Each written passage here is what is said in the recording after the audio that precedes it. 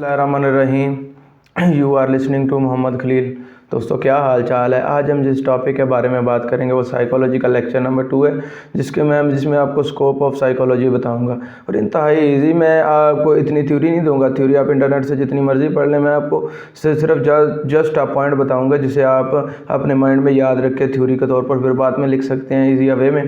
तो सबसे पहले स्कोप ऑफ द साइकोलॉजी, और सबसे पहले स्कोप ऑफ क्लिनिकल साइकोलॉजी आता है। जिस तरह कोई साइकोलॉजी के पेशेंट होते हैं, उनका क्लिनिकल वो जो होती है ट्रीटमेंट की जाती है, यानी कि उनके माइंड लेवल को चेक किया जाता है और उसके मुताबिक उसकी ट्रीटमेंट की जाती है। तो ये क्लिनिकल साइकोलॉजी होती है।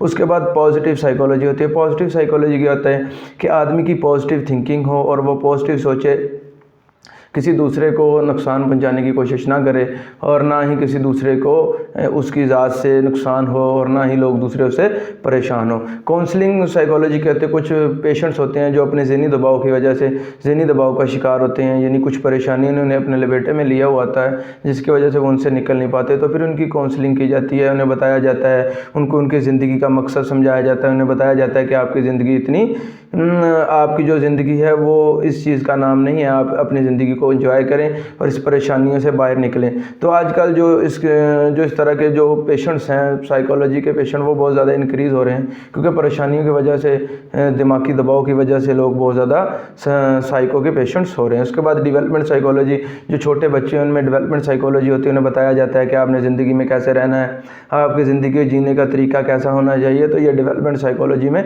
आ जाता है। फोरेंसिक साइकोलॉजी होता है, ये एक रिपोर्ट्स होती हैं, जैसा कि आपकी जब इन ANF के केसेस में या कोई दूसरे केसेस में, DNA के केसेस में फोरेंसिक की जाती है। फोरेंसिक से ये पता लगाया जा सकता है कि ये बंदा एक्विटेड है या फिर कन्विक्टेड है कोर्ट से। तो ये इस तरह से पता चल जाता है कि अगर तो उसके DNA के सैंपल्स मैच ना हो तो फिर वो बेगुनाह होता है, अगर वो मैच हो जाएं तो फिर वो एक कानून का भी मुजरम होता है। तो इस तरह से ये जो साइकोलॉजी नर्सिंग होती है, और उसके बाद एजुकेशन होती है, मेथड ऑफ साइकोलॉजी। फिर मैं आपको साइकोलॉजी को जो मेन उसके स्कोप्स को 2 हिस्सों में तकसीम किया है, एक प्योर साइकोलॉजी और एक अप्लाइड होती है। प्योर साइकोलॉजी कहता है कि मैं अपनी सोच, मेरी थिंकिंग कैसी है, मैं खाता पीता कैसे हूँ, मेरी थिंकिंग का निज़ाम कैसा है, मेरी मेमोरी में स्टोरेज कैसे होती है माइंड में, मैं सुनता कैसे हूँ, मैं देखता कैसे हूँ, मैं बोलता कैसे हूँ, और मेरी बॉडी की मूवमेंट कैसी है। ये मेरे सारा हमारी बॉडी के हेरेडिटी होता है। The scope of psychology can be divide into pure psychology and applied psychology. Pure psychology study general psychology, abnormal psychology, social and parapsychology, geo psychology, physical psychology and experimental psychology. Applied में आपका clinical आ जाता है, आपका military psychology आता है, और इस तरह से मैं आपको फिर भी उनके 2 पार्ट्स में बता देता हूँ। साइकोलॉजी के सबसे पहला बायोलॉजिकल साइकोलॉजी, मेरा रहन सहन कैसा है, मेरे बायोलॉजिकल पार्ट्स के बारे में। उसके बाद मेरा जो दूसरा इंटरनल निज़ाम है उसके बारे में, फिर मेरी लर्निंग के बारे में, मेरी मेमोरी की स्टोरेज के बारे में, फिर मेरी डेवलपमेंट के बारे में, मेरी इमोशनल का, मेरी मोटिवेशन के बारे में, किस बारे में मैं ज़्यादा तलख जल्दी हो जाता हूँ। ये मेरे सारे एक बॉडी के बारे में एक रिसर्च है।